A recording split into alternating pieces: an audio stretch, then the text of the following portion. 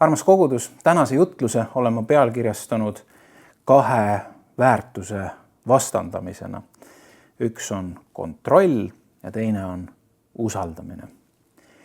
Ja pean kohe alguses ära ütlema, et ilmselgelt ei saa neid tegelikult alati vastandada, vaid kuigi meid on kutsutud üles Jumala sõnas lootma Jumala peale, andma otsekui see kontroll ära temale, kes valitseb kõike, siis samas on piiblis mitmeid kirjakohti, mis väärtustavad just nimelt seda, kui me suudame kontrollida, kas või on vale öelda, aga eeskätt just iseennast. Et öeldakse, et see, kes saavutab võidu iseenda üle või kes valitseb iseennast, see on suurem kui linnavallutaja. See on õpetussõnades 16. peatükis 32. salmis, kes valitseb iseenda üle, on parem kui linnavallutaja. Ja linna vallutamine antiikses maailmas oli üks suuremaid saavutusi, sõjalisi saavutusi, mida üldse on võimalik korda saata, seepärast, et linn oli süsteemselt ja teadlikult ehitatud niimoodi, et seda ei saaks vallutada. Ja kui sa siis vallutad sellest, sa oled millegi suurega hakkama saanud, mõtleme kas või Jeeriko vallutamise peale. Aga nüüd Jumala sõna ütleb, et kui sa saad võitu iseendast, oma mingisugustest uhkusest, vihast, himudest, kontrollist, kui sa saad sellest jagu, siis sa oled suurem kui linnavõitja. Ehk on olemas tervet ja vajalikku kontrolli, eeskätt enesekontrolli, mis siis mahutub selle Jumala terve usaldamise ja tema peale lootmise sisse. Aga nagu ma ütlesin, sisuliselt me kontrollida saame ainult iseennast ja oma tegusid. Ja kes me iseennast natukene tunneme, siis me mõistame ja peame tõele au andma, et ega me alati ka ei suuda oma tegusid kontrollida.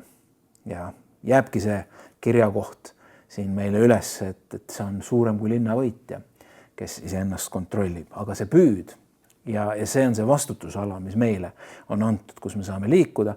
Aga meie häda on see, et meie tahaks kontrollida kõiki teisi olukordi, seda maailma ja väga enda kontrollimisega ei tahaks tegeleda. Ehk siis me pigem tegeleksime sellega, mis on Jumala pärusmaa ja jätame unarusse või jätame tegemata selle, mis on tegelikult meie osa.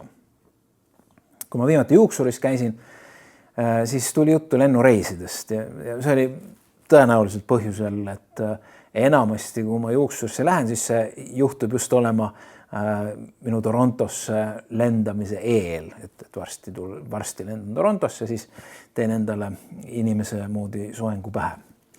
Ja tuli juttu lendamisest ja juuksur rääkis, et kuidas tema viimati käis, oli see Itaalias vist, ja vaatas siis, kuidas lennukis üks naisterahvas tema kõrval on nii ärev ja näha, et on hirmul ja siis näppude vahel siis veeretab ta palvehelmeid.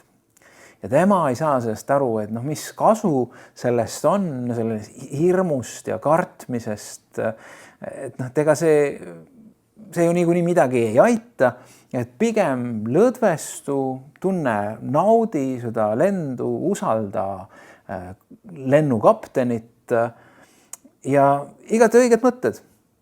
Ja samas me teame seda, kellel on mingisugused hirmud või kellel on kalduvus seda, et ta peab mingisuguseid asju kontrollima ja kui see kontroll nagu läheb käest ära, mida see meiega siis teeb. Minul ei ole lendamisega probleeme, aga mul on mingisugused muud asjad, kus võiks ju ütelda, et nii-öelda common sense või talupoja mõistus ütleb, et ole rahulik, ole mõistlik, mis sest kasu on.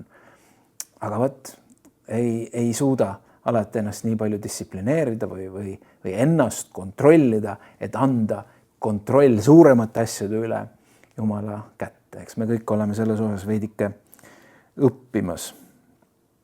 Me kõik tunneme oma lähedasi, sageli väga lähedasi, kes püüavad kontrollida seda, kui kui me näiteks, ma ei tea, autoga sõidame, kas siis kõrvalistmelt toimub see kontroll või lausa tagaistmelt, aga me teame neid reisikaaslasi. Ma pean tõdema küll, et minu abikaasa Monika ei tee seda väga sageli vahel.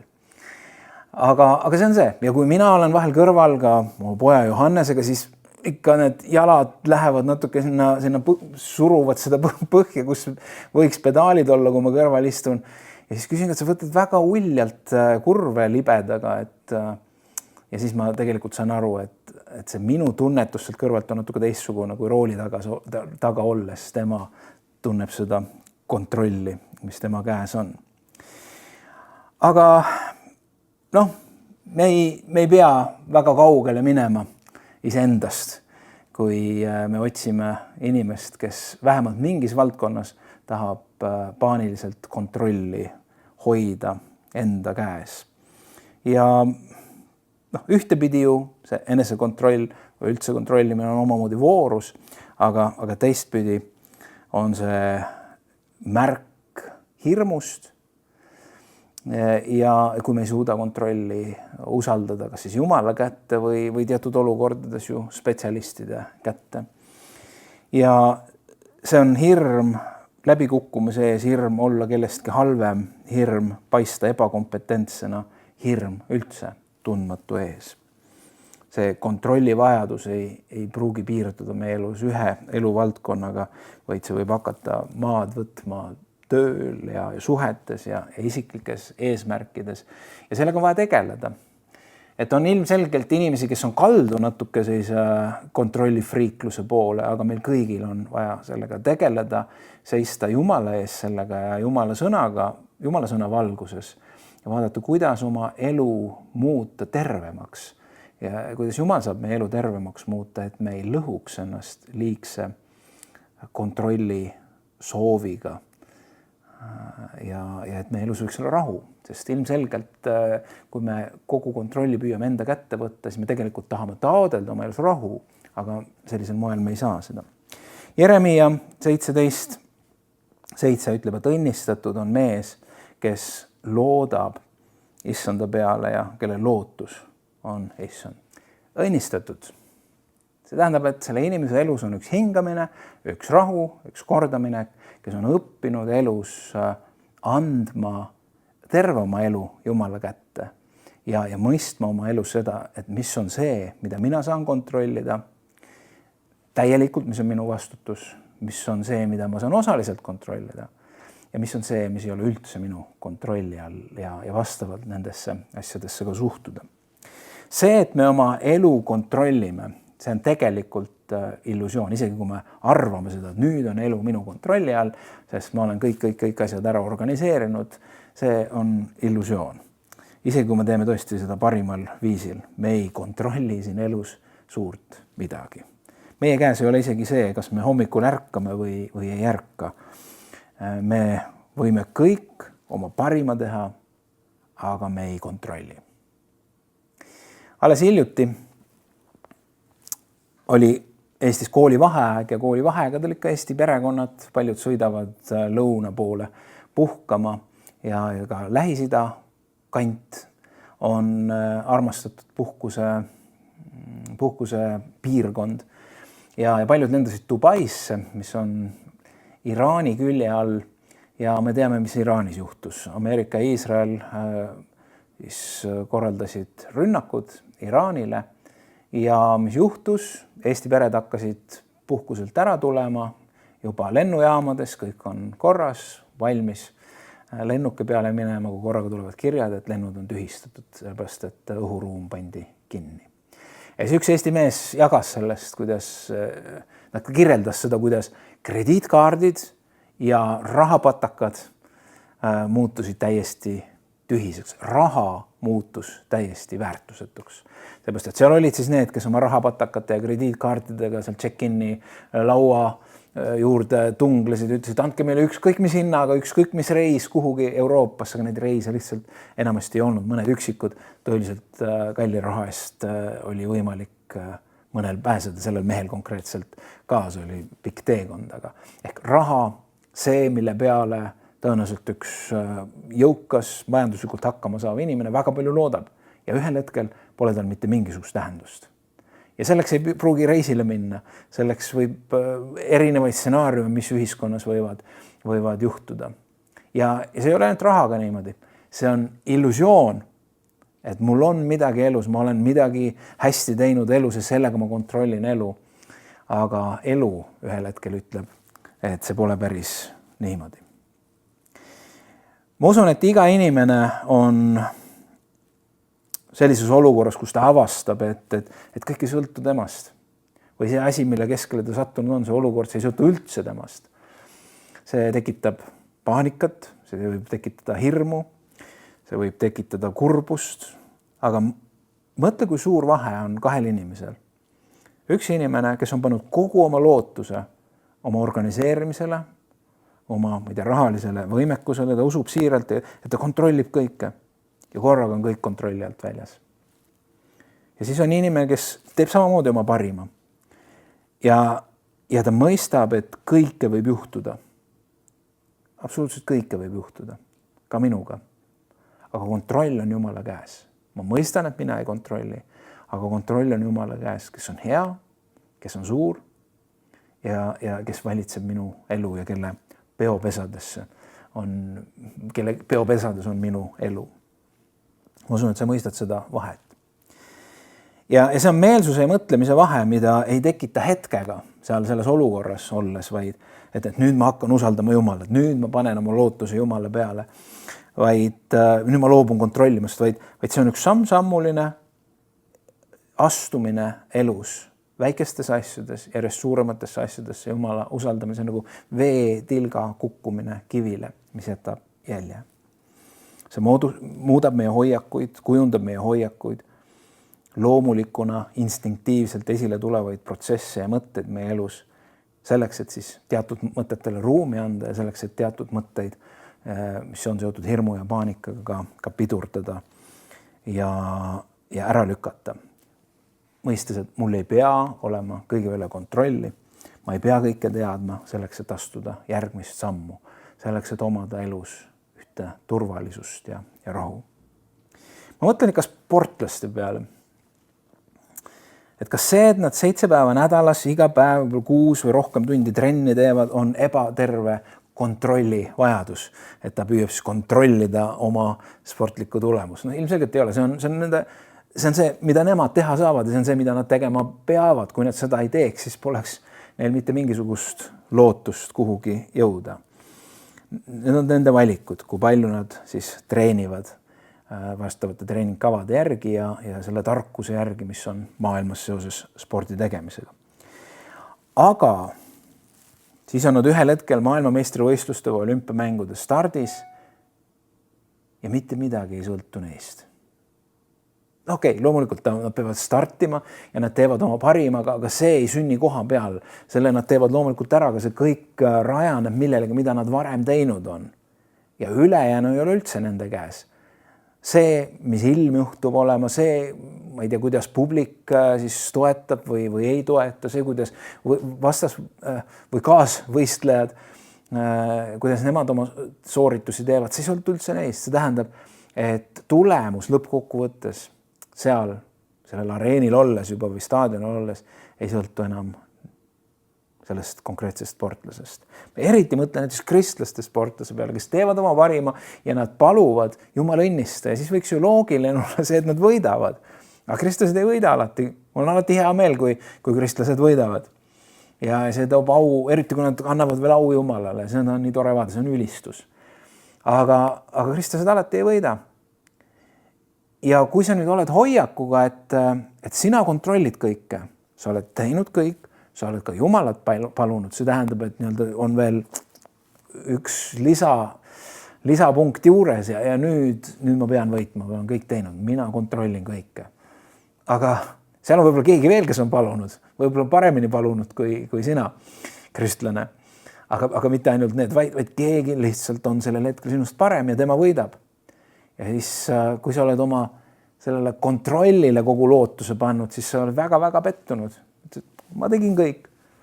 Nii nagu ma suudan, parimate treeningkavade järgi minu eeldused on suurepärased, ma palusin Jumalat, tema õnnistaks. Ja kui ma palun, siis ta ju õnnistab ja nüüd on tulemus selline. Kuidas nii? Et ma usun ja ma olen veendunud selles, et sportlased on pidanud psühholoogide abiga ja lihtsalt oma mentaalselt tööd tegema niimoodi, et nad aktsepteerivad seda, et nad ei kontrolli kõike. Nad teevad oma parima treeningprotsessis, teevad oma parima ka seal stardis, aga kõik ei sõltu neist. Ja see tulemus ka.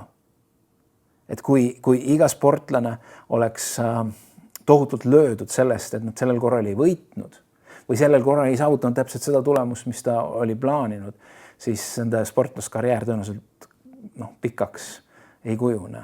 Vaid nad peavad kuidagi olema leppinud sellega. Mingisugune äraandmise moment on see, et mina olen teinud kõik, nüüd on juba kõik millegi või kellegi teise käes.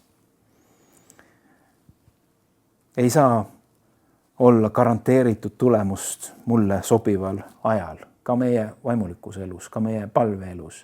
Kui me selliselt oma palveelu üles ehitame, et kui mina olen palunud ja ma ei tea, mingisugused punkte veel täitnud, siis Jumal on kohustatud vast andma mulle garanteeritud tulemuse sellise kujul, sellisel ajal, nagu mulle sobib. Ja siis ei ole see pettumine Jumalas ja usus ka mitte väga, ei pea seda kaua ootama.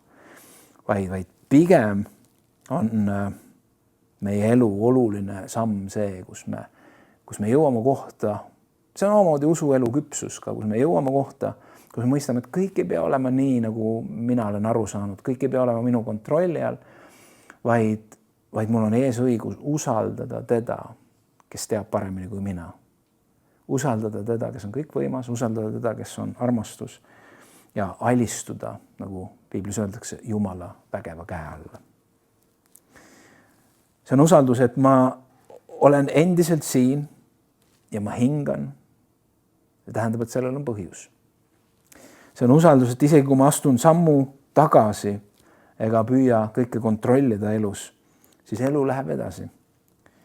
Nii nagu see peab minema. Jumal on see, kes teab homset. Ja kui me Piiblit tegelikult usume, siis me mõistame ka seda, et ta juhib neid, kes on tema omad. Ta juhib neid. Usaldus, et isegi kui asjad lähevad halvasti, kui teised teevad vigu või teised teevad asju teistmoodi, kui mina teeksin ka näiteks meeskonnas, suudan ma tagajärgedega toime tulla. Ükskõik millised nad on, Jumal saab sellega hakkama ja mina saan koos Jumalaga hakkama. See on usaldus, et suudan hakkama saada kõige raskemate tunnetega, mis tekivad vastusena sellele, mis siis mu elus juhtub või ei juhtu.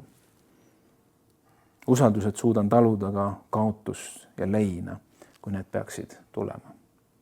Sest kui seda usaldust ei ole ja me arvame, et me kontrollime kõike ja siis tulevad need asjad, mis siin on loetletud, siis see lõhub meid.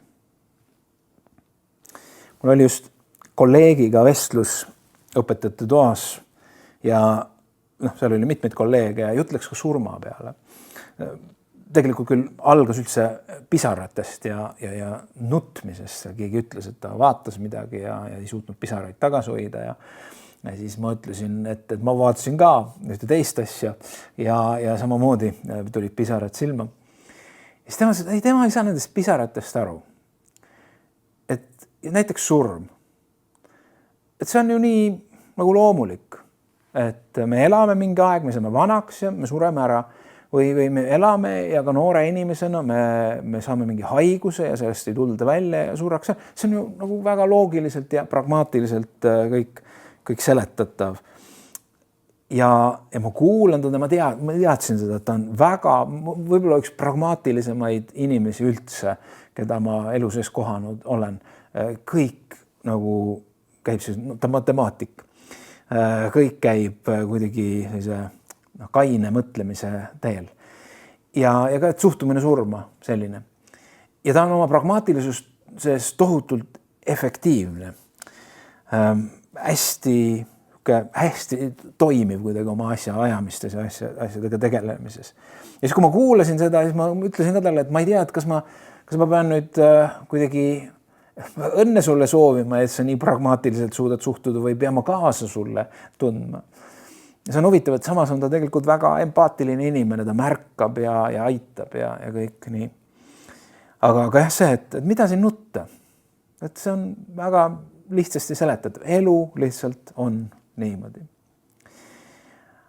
Aga isegi kui see arutelu tundus mulle veidi südametu tema poolt, et kuidas ta niimoodi saab arutleda, sest mina ikka kannan seda aru saama, et mis kuninganna Elisabeth vist on ütelnud, et lein, mis on ju pisarad, nutt, kuigi inimesed leinavad erinevalt tegelikult, aga lein on armastuse vili. Et kui me armastame, siis me ju tunneme leina ja kurbust. Aga küll on et inimesed on erinevad, inimesed rõõmustavad erinevalt ja inimesed leinavad erinevalt. Aga midagi, ma mõtlesin, mul on sellest mõtteviisist kaasa võtta, sest meil on kalduvus ka näiteks oma lähedaste elu ja käekäik oma kontrolli alla võtta. Meie otsustame, kui kaua nad elavad, meie otsustame, millised haigused neil tulevad või ei tule, ehk siis me otsustame, et ei tule. Meie otsustame, kuidas neil läheb.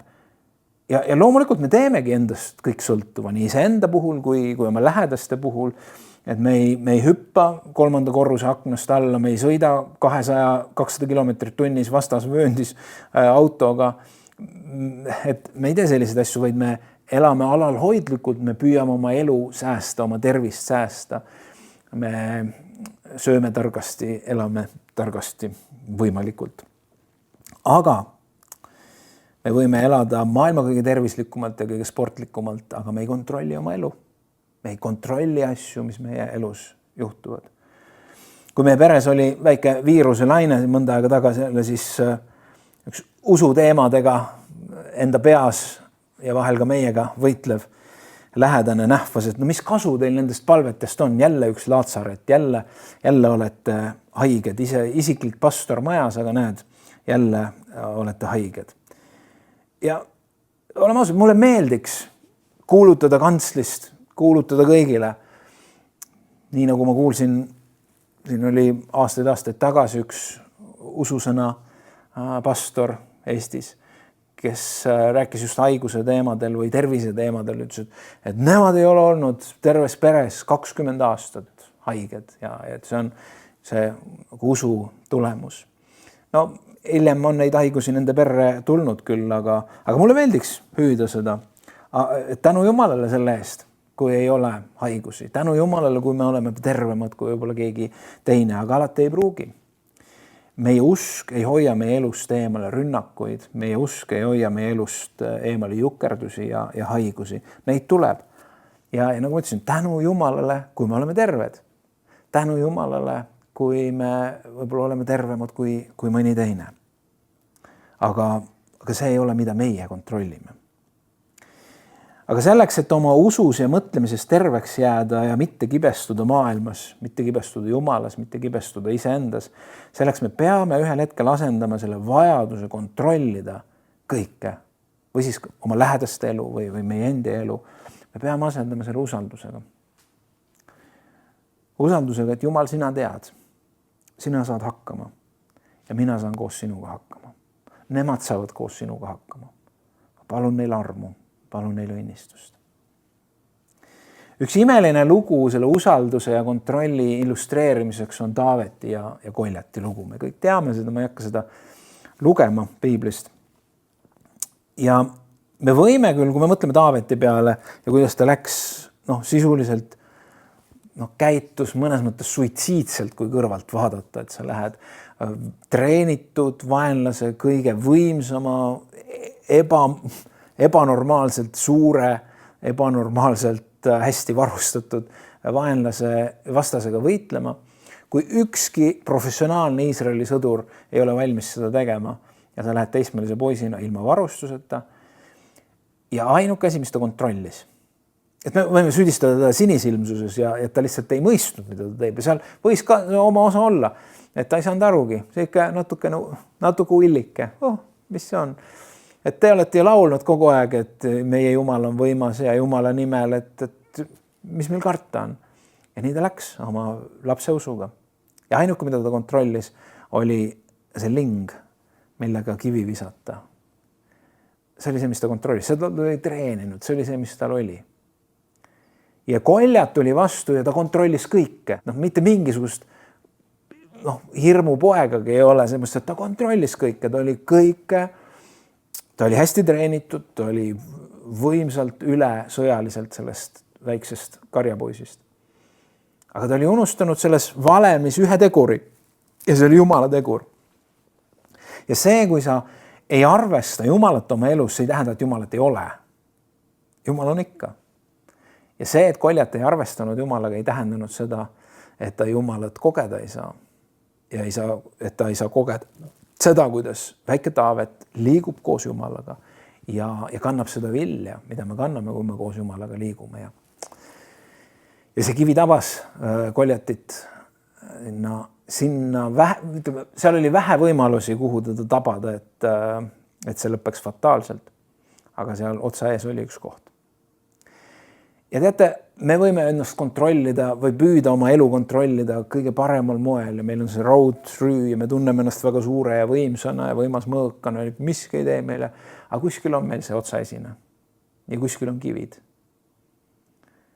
Kuskil on kivid, mis lendavad. Ja kui oluline on see, et me läheme sellele lahinguväljale, mis me siin elus oleme, mitte selle oma kontrolli raudrüüga, vaid Jumala nimega, Jumalat usaldades, olles ennast talle allutanud. Nii et Koljat läks illusiooniga, Taavet läks usaldusega. Martin Luther armastas rääkida lugu sellest, kuidas kui saatan ta südame uksele koputab ja küsib, et kes siin elab, siis Jeesus läheb ukse juurde ja ütleb, et Martin Luther elas siin kunagi, aga ta on siit välja kolinud, nüüd elan mina siin. Ja kui kurat näeb naelahaavu kätes ja haavada küljes, siis ta põgeneb kohe. Siin elas Martin Luther. Kunagi ta kontrollis seda, aga nüüd on ta andnud kontrolli minule. Nüüd elan mina siin. Kelle saadame meie ukse peale, kui tulevad olukorrad, kui tulevad rünnakud? Kas Jeesus on meie südame majapidamise isand? See on küsimus, mida me peame ikka jälle iseendale esitama ja ka ennast võib-olla kõrvalt vaadates või oma tegevusi kõrvalt vaadates püüdma hinnata, kes siis tegelikult on isand minu elus. Ma lõpetan tuues meie ette sellise mõiste kui enese tühjendamine. Darryl Dippens kirjutab raamatus Pilgrim Heart, ehk siis usuränduri süda, tühjendamise või tühjenemise distsipliinist. Lihtsalt mõned tsitaadid sellest raamatust. Palveränduri elu algab tühjenemise distsipliiniga või tühjendamise distsipliiniga. Me peame lahti laskma sellest, mille külge me klammerdume, et vastu võtta armu. Teate seda lugu käsi purgis, tahad haarata sealt midagi, kätte ei saa, lased lahti, saad käe kätte. Palverändur rändab kergelt, sest süda peab jääma vabaks. Jumal teeb meid sageli enne tühjaks, kui ta meid täidab. Palveränduri süda õpib lahti laskma. Paulus kirjutab Filipplastele, mõtelge iseenesest seda sama, mida Kristuses Jeesuses, kes olles Jumala kuju, ei arvanud osaks olla Jumalaga võrdne, vaid loobus iseenese olust, võttes orja kuju, saades inimese sarnaseks ja ta leiti välimuselt inimesena. Ta alandas ennast, saades kuulekaks surmani, pealegi ristisurmani. Jeesus alandas ennast. Seal seisab kreekakeelses Uues Testamendis sõna ekenosen, mida on ladinakeelne tõlge vulgata, umbes 400 aastat peale Kristust tõlkinud väljendiga tühjendas iseenda. John Wycliffe 14. sajandis tõlkis selle kesk-inglise keelde sõnaga low-eyed, mis tähendab, et ta alandas ennast või tegi end tasaseks, aga Martin Luther näiteks tõlkis selle vulgata eeskujul tühjendas iseenda. Jeesus tühjendas iseenda. Ja seda mõistet on veel seletatud tähendustega lahti riietuma, paljaks võtma, riidest lahti võtma või millestki loobuma, end millestki vabastama. Jeesus tühjendas ennast. See on anuma puhul ju täiesti loogiline, et me ei saa anumasse panna midagi uut, kui ta ei ole tühjaks saanud.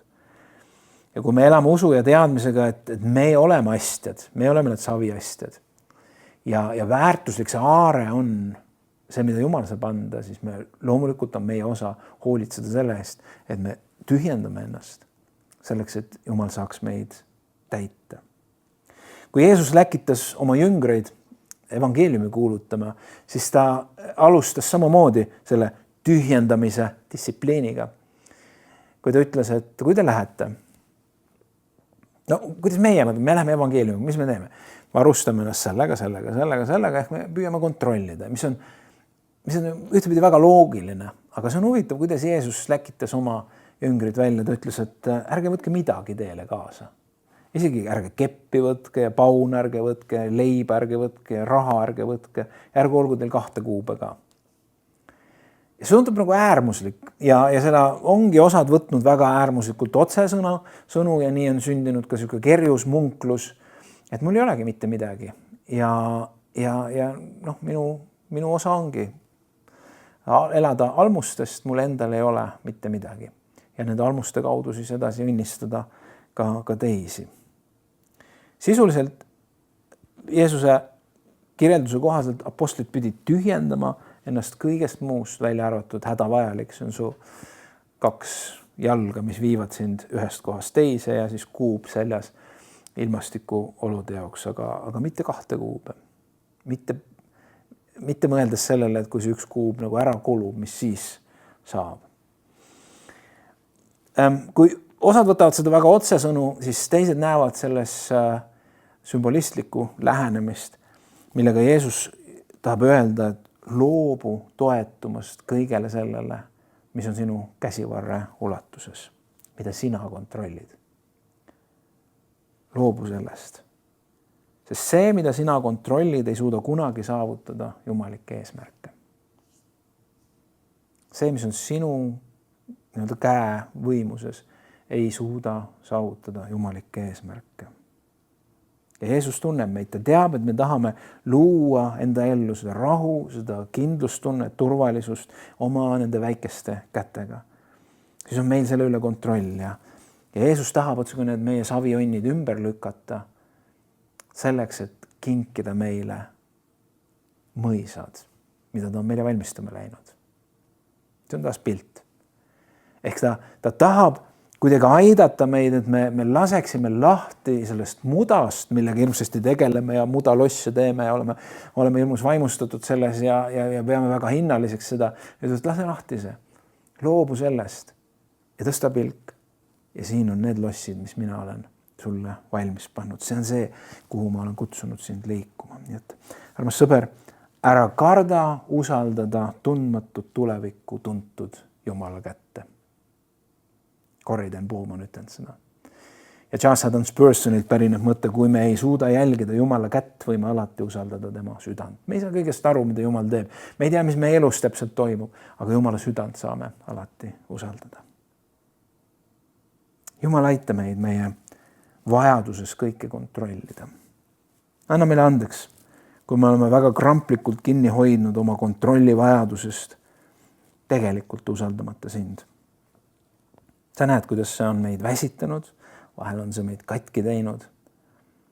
Võib-olla keegi on tükkidena maas ja me paluda, issand, tule meie juurde, tule meile väga lähedale. Korja meie südame killud kokku, korja meie elu killud kokku ja aita meil püsti tõusta. Ja aita meil püsti tõusta tervetena või terviklikena, pannes oma lootus sinu peale.